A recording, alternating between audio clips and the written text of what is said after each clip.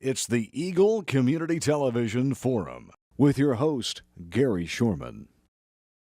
Hi everyone, I'm Gary Shorman, and this is the Forum on Eagle Community Television. It's good to have you watching along as our Forum program is brought to you by Hayes Med and by Eagle Communications. Our guest today is the new hospital administrator in Russell. His name is Harold Courtois. And Harold, good to have you on program today. And you are new. What does that mean to be a new hospital administrator? Is that exciting? Well, yeah, it's kind of exciting. I've been in administration before, and I was at Waukene, but I was asked to apply and come home, and I did that. So actually, Russell's my hometown, so it's really exciting to come home. I heard you graduated from high school there. I did. Russell High School, played under Bob Frederick. So, that had to be a good time, didn't it? It was. We were very successful. How was your back team? Then. We were good. We finished second in the state my senior year. We were favored by 20, got beat by Colby by 2 in the finals. And we'd been to state 22 of 29 years at that time, which is a pretty amazing record. That is an amazing record. Well, it is. Does it feel right being home? It does. Feels good. A lot of people I still know, and there's some new people there, but I think that's good for every community. Well, one of the things we want to talk about is what the hospital means to a community, but frankly, what is the hospital like today? For those that are watching that may not have been at the Russell Hospital, what's it like today? And then we'll talk about maybe some of the goals you have for the future. Well, the hospital's a 25-bed critical access hospital. We receive a little extra funding because we are critical access, which is very helpful. We can have only a maximum of 25 beds. And we have a full bevy of physicians right now, nurse practitioners. We don't do surgery anymore, but my hope is that we're going to be building that back here in the next couple, 3 years. So when you talk about good doctors, obviously that makes a big, big difference in a hospital. Tell me about your physician team. It does. We have Dr. Earl Merkel, who's been there 45 plus years, been a long time with us. He's a great physician, well respected by the community. He's a family practice doc. We also have Dr. Sam. Sambo Panichabanksi is his actual name. That's why we call him Dr. Sam. I can see why you do that. Yeah, and he's actually a family practice / surgeon. But because we don't have surgery anymore, he's not able to practice surgery. So I think at this point he's 70 years old. He's not going to get back into that, but he's still a good family practice doc. And then we have Alexander Chung, who's a family practice physician. And all three of those are MDs.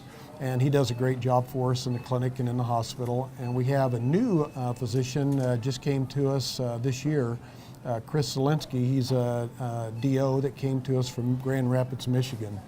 And actually he's a brother-in-law to Dr. Jeter.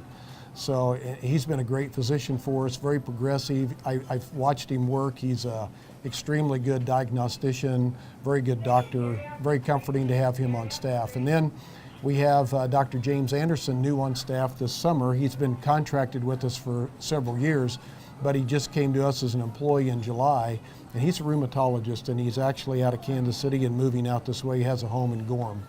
And so we actually have a specialty that I would say that 99.9% of critical access hospitals don't in rheumatology. He has a great following, big practice. We also have 3 nurse practitioners, Sharon Zier, Jamie Schneider, and K.N. Meitler are our 3 nurse practitioners. K.N. works in the hospital with rheumatology.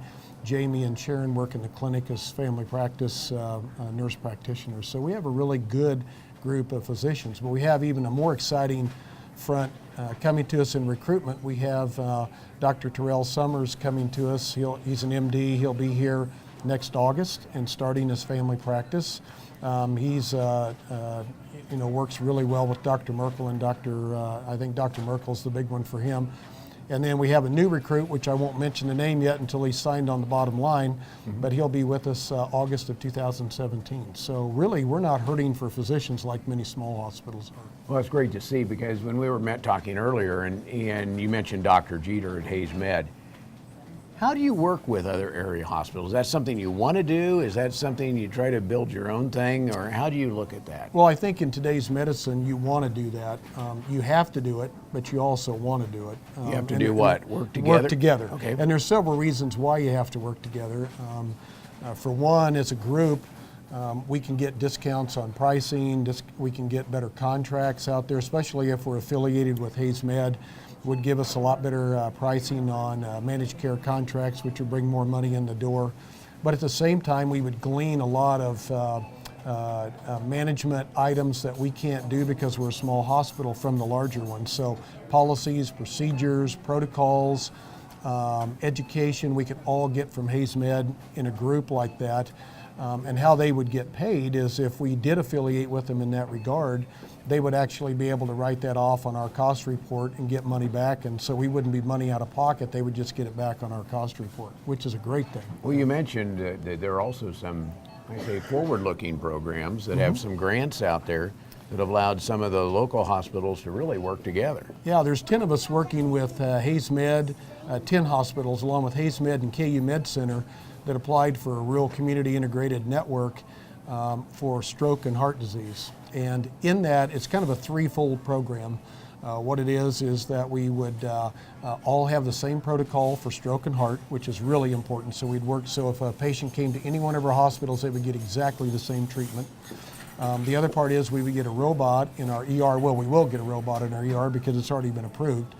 And that robot allows a neurologist from KU or a cardiologist from either Hayes or KU to be right in the ER or in the patient's room with us at the same time. And third, it provides half of that money goes toward education for people regarding stroke and heart disease. So it's a great program, and we feel very fortunate that we are part of that group.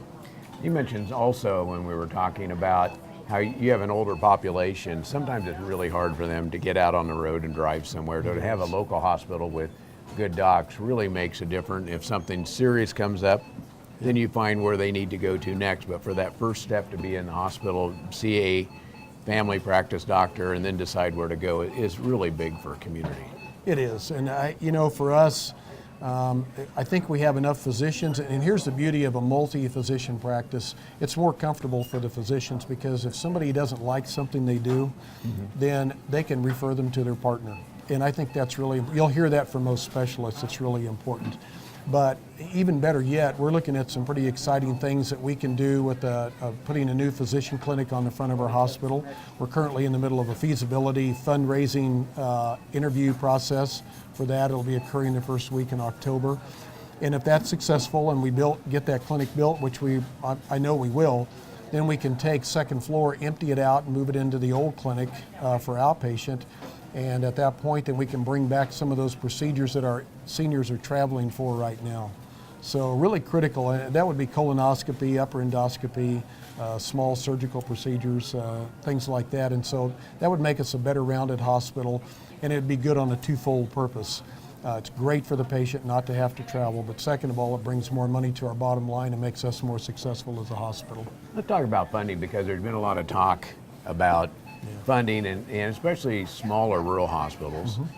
You've been at some of both. The funding, where does that fit into the world? Is it just an ongoing effort? Is it getting worse? Is it getting better? Is there any light at the end of the tunnel? Well, the revenue itself per procedure is declining as we speak. 2% reduction this year. I know there's future cuts planned for revenue for hospitals.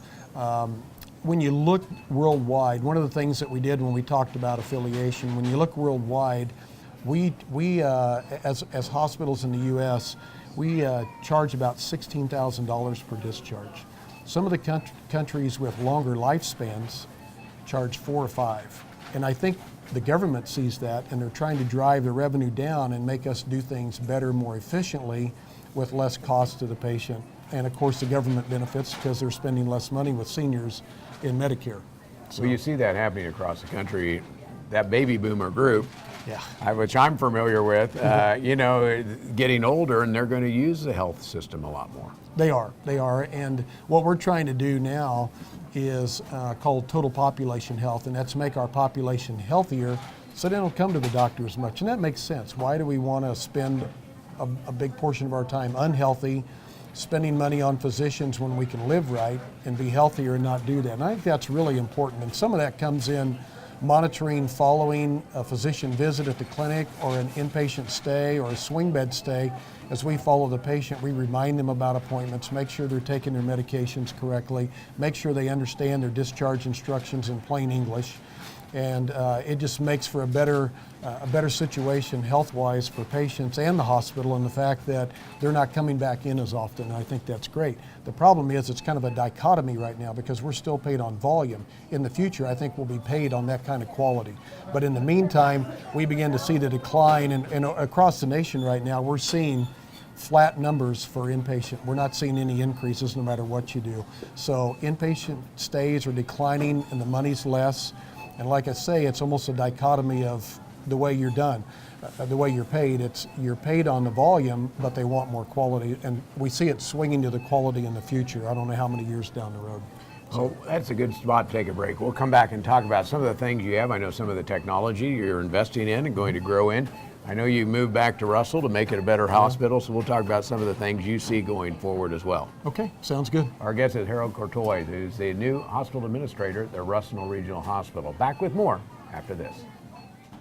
Youthful body, tight tummy, smooth facial lines. Greystone Cosmetic and Reconstructive Surgery is here to help you achieve your goals and give yourself the new look you've always wanted. Greystone offers sophisticated surgical and non-surgical cosmetic procedures. With services now available locally, there's no need to wait any longer. Contact Greystone Cosmetic and Reconstructive Surgery at Hayes Medical Center today or online at greystonecosmetic.hayesmed.com.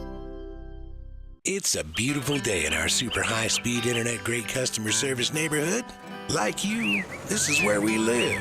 In fact, our company is employee-owned, so it's our goal to improve the quality of life for everyone in our community by delivering faster, more reliable internet, clearer, more feature-laden phone service, quality TV channels, all with the level of customer service you'd expect from people who are your neighbors.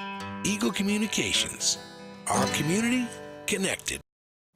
Welcome back to the second half of our forum here on Eagle Community Television. If you have any questions, comments, ideas, or solutions to some of the problems out there, I'd like to hear those. Send them to me, gary.shorman@eaglecom.net. You can also find us on Facebook. Just friend us over under ECTV Forum. Program's brought to you by Hayes Med. And our guest today is the administrator at the Russell Hospital. His name's Harold Courtois. Harold, we went into the break talking about the future of the Russell Hospital. And we've talked about, looking down the road, maybe partnerships, building, adding new things. But you came back to Russell to help build that hospital. What do you see in the future?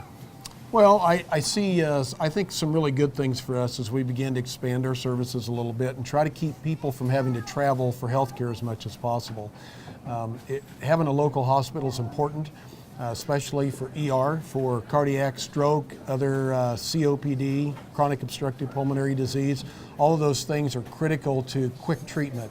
And sometimes the travel distance could cost a person their lives. So having a hospital locally is extremely important, but it's got to be strong. And the way you keep it strong is you offer a variety of services, run them as efficiently as you can, and have as good a bottom line as you can. We get great support from our community in the form of a half-cent sales tax and property tax, but at the same time, we want to minimize that burden upon the taxpayer. One of the things that I know is important is outcomes, because it doesn't do any good to have a great hospital or a hospital that doesn't have outcomes that patients want. And how do you assure that part of it, the quality aspect? Well, you make sure that you have good policies, procedures, good protocols, that you have good physicians who are high-quality physicians, and that you're taking care of the patient and trying to prevent things from happening that could occur. We all know that mistakes occur, let's face it. I mean, nobody's perfect, but what you try to do is minimize those, and the way you do that is you have a consistent policy, procedure, a consistent protocol, and physicians and staff all following those same protocols. Really important. You also mentioned some new tools that you're getting, diagnostic tools. One of those is an updated CT scanner. Yeah, we've had that for a couple of years now, the 128 slice CT, and we're able to do virtual colonoscopies with that. And we're one of a very few number of hospitals in the state of Kansas that can actually do a virtual colonoscopy. And what you do is you insert the catheter, and then you fill the person's colon with CO2, which naturally dissipates in the body so that it's not so uncomfortable. And the CT actually looks at your colon, and it's a beautiful picture. And there's very little risk to it because it's non-invasive. So it's a great thing. We also have nuclear medicine in our hospital, which we just put in last August. just about a little over a year ago. And so we're doing all of our own nuke med scans at the hospital, and those are usually designed for cardiology and certain types of cancers or abnormalities. So. If somebody wants to find out more, do they just call you up, go to the website? They can go to our website, russellhospital.org. We have all that information on there. We also have brochures in the clinic, or if someone would like for one of us to come out and talk to them about what we do, we're more than happy to do that. I've talked to several clubs, and I know that Jeremy Wonder, our radiology director, has done that as well. But we have several departments. We have a great physical therapy department, a really great lab. We're not, ancillary-wise, we're doing a really great job, and our hospital's been very successful. I can't leave you. Every time you turn on the TV, you see a commercial about politics. Yeah. The political world right now, what do you see happening? Are there pros and cons in this election, or is there any light at the end of the tunnel? Well, I think there is. I think we need less government. We run well without less government, and every time they get into our lives, they cost us more money. So you can say that they furnish us money for this and that within a hospital, but at the same time, they require so much regulation that it makes it very difficult to not have your expenses exceed your revenue. And so I think the answer is government to provide what we need, and then just get out of our lives and let us work, because we all know that I feel like a free economy is a much more successful economy. So. And lastly, you mentioned being healthy and how important that is. The hospital is doing some things on that. What else? We're actually, our employee group's doing what we call a Wasting Away program, and it's not wasting away. It's actually WAIST, Wasting Away, WEIGH. And what we've done is we've taken a 6-month approach to this every year, and this is our first year for the 6 months, but every year we'll reapproach this at 6 months. And we learn to eat better, we learn to exercise correctly, and just for me, for example, I've lost 35 pounds since April 1st, so it's been a great program for me, and I work out 5 days a week. Most of our people are doing that, but more importantly, they're eating healthy, which is great. And you mentioned that smoking is also another thing, and that's a big thing. There's a national pharmacy chain, CVS, I believe, just went on and said they're going to stop selling cigarettes. Right. That's a $2 billion deal for them. Yeah, and you guys are pulling the plug on smoking as well. We are. As of October 1st, we're going tobacco-free, and that's including e-cigarettes. And that's all of Russell? That's just the hospital itself and the entire campus. You're going to try all of Russell, maybe? So, yeah, well, I don't know about all of Russell. I might fight a big battle on that one, but I think that we feel like as a hospital, we need to promote health. Hayes Med Center is a smoke-free, tobacco-free campus. We need to be doing the same. We did this while I was at Waukene. It was very successful. And we're going to do it here at Russell beginning October 1st. It's always a little bit of a tension, stress moment in the first 60 or 90 days, but I know it'll work because it's worked other places I've been. I've been involved in, this is my 3rd tobacco-free involvement on a campus. So. Well, congratulations. Sounds like you have some great new projects underway and some fun things happening at the hospital. We do. Yeah. Thanks for being on the program. Thank you for having me. Harold Courtois is the administrator at the Russell Hospital. Has been our guest here on the Forum on Eagle Community Television. The Forum is brought to you by Hayes Med and by Eagle Communications. Our community connected. Youthful body, tight tummy, smooth facial lines. Greystone Cosmetic and Reconstructive Surgery is here to help you achieve your goals and give yourself the new look you've always wanted. Greystone offers sophisticated surgical and non-surgical cosmetic procedures. With services now available locally, there's no need to wait any longer. Contact Greystone Cosmetic and Reconstructive Surgery at Hayes Medical Center today or online at greystonecosmetic.hayesmed.com.